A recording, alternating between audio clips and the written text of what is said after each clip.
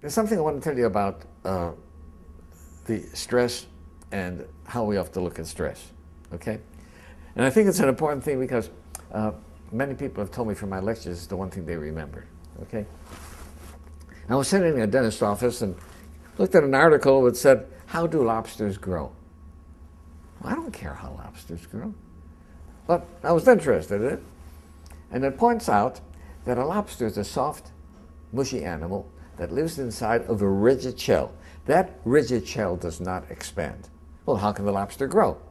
Well, as the lobster grows, that shell becomes very confining.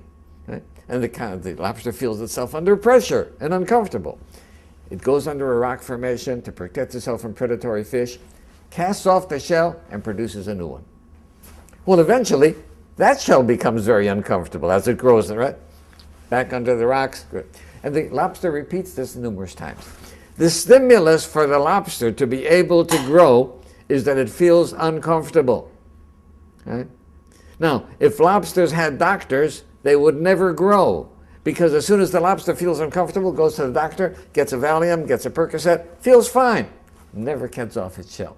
So I think that we have to realize that times of stress are also times that are signals for growth. And if we use adversity properly, we can grow through adversity.